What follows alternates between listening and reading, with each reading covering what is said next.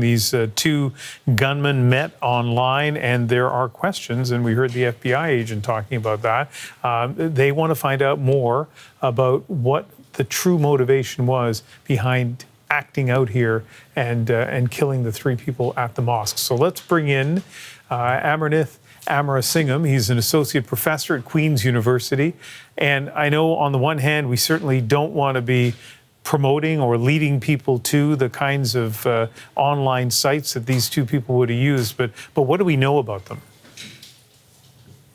Yeah, I mean, it's surprising that a 17-year-old and an 18-year-old would have such elaborate hatred for a variety of different groups. I've been making my way through the manifesto over the last couple of hours, and it's almost an identical manifesto to previous attackers that we've seen. The Christchurch attacker, the Buffalo supermarket attacker from a couple of years ago, and they say in the manifesto over and over again that these are the people that they're trying to emulate. These are the people that they want other people to copy and carry out similar attacks going forward.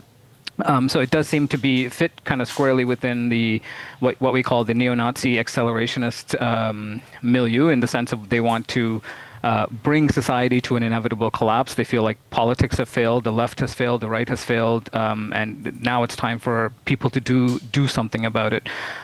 There's mention of the Great Replacement theory, the idea that the white race is being overrun. There's a whole bunch of hate speech against the Jewish community, the Muslim community, black people, and it kind of goes on and on for dozens and dozens of pages.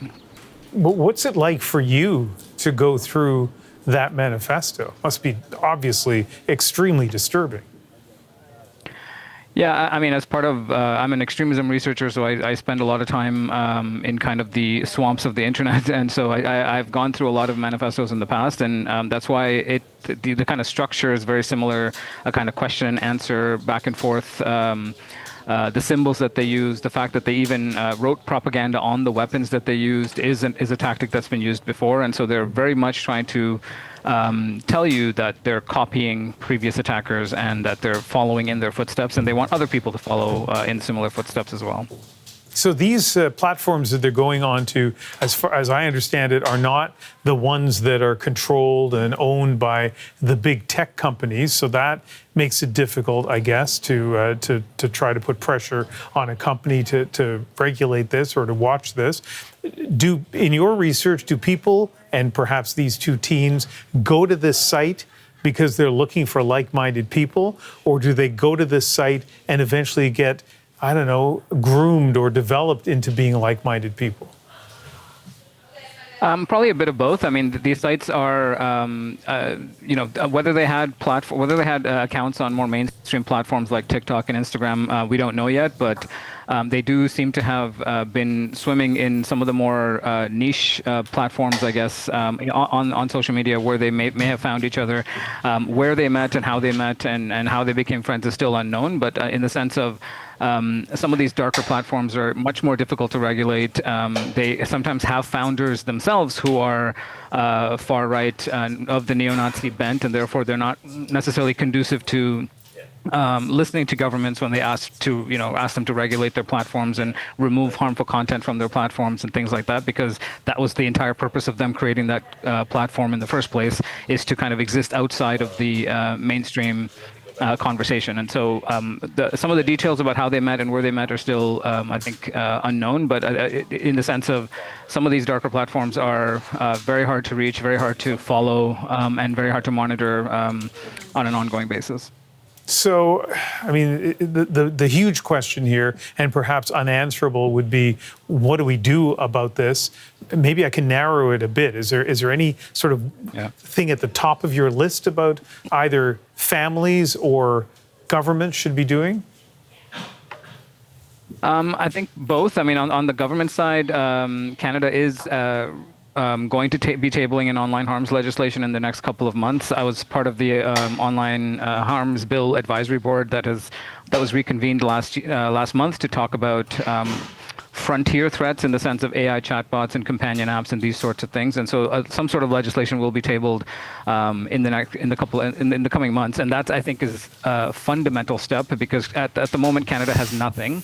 And so, and part of the Canadian approach will be a little bit different, or follow places like Australia and the European Union, in the sense of it's not just about have you taken down this bad post, right? It's not just about asking the platforms to take down content. It's about asking the platforms to do constant risk assessments, file digital safety plans, mitigate kind of foreseeable upcoming harms, protect children. So to really kind of get them to think at a structural level about how their platforms work and what keeps children in particular on these platforms. So it's not just about did you remove the latest manifesto or the latest bad item, but rethink how you actually function as a platform in order to reduce harms. So that's the government platform regulatory level. And then on the other hand, yes, parents need to know what their kids are doing online. These kids are 18 and 17 years old, so they're just at the tail end of high school. And the fact that they're writing dozens of pages of a manifesto full of hate speech and full of all kinds of content, live streamed the shooting, live streamed their own suicides, and is all things that potentially could have been mitigated earlier, stopped earlier if parents, friends, someone at school maybe was paying a little bit more attention. Well, it's good that you're going through all of this and that you're willing to share the lessons from your research, and I hope we can speak again. Amarnath Amarasingam is an associate professor at Queen's University in Kingston. Thank you. Thank you.